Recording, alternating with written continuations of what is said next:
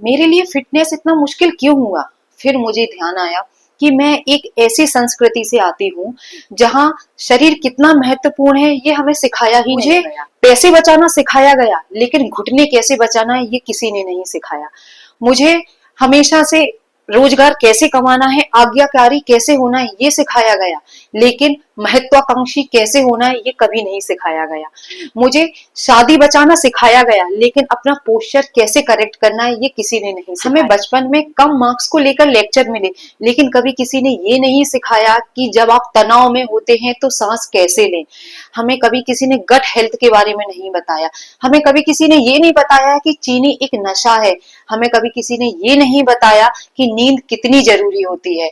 हमें कभी किसी ने ये नहीं बताया नाश्ता छोड़ना एक व्यस्तता नहीं बल्कि उपेक्षा है।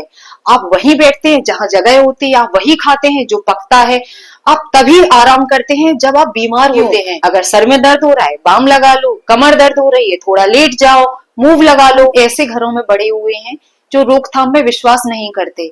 घरों में बड़े हुए हैं जो बीमारी से ज्यादा निदान से डरते हैं। हम टर्म इंश्योरेंस, लाइफ इंश्योरेंस और पता नहीं कौन सी पॉलिसीज सबके लिए पैसे दे देंगे, लेकिन हम हेल्थ कोच, फिटनेस और अच्छे खाने पर खर्चा नहीं करेंगे। हम अस्पताल भी तभी जाते हैं जब आउट ऑफ कंट्रोल हो जाती है बीमारी, और फिर हम सोचते हैं कि हम पहले क्यों नहीं आए। हम 20 किलोमीटर छोले भटूरे खाने चले जाएंगे, लेकिन खाने के बाद 4 किलोमीटर वॉक नहीं कर सकते। अपने स्वास्थ्य के लिए एक सप्लीमेंट लेने के लिए केमिस्ट से बहस करेंगे, वही रिश्तेदारों के लिए 600 रुपए का नमकीन और कोल्ड ड्रिंक लेके आने में हम गर्व महसूस करते हैं। हम शारीरिक थकान को एक प्राइड की तरह लेते हैं।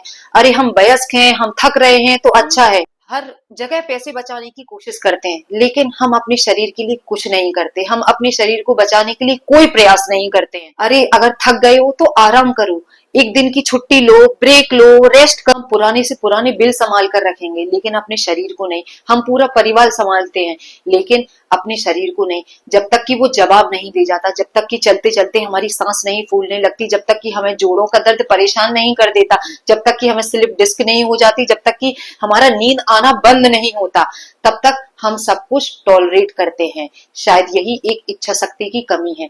हम क्यों नहीं बोलते अभी थक गया हूँ, रेस्ट करूंगा, नहीं काम करूंगा।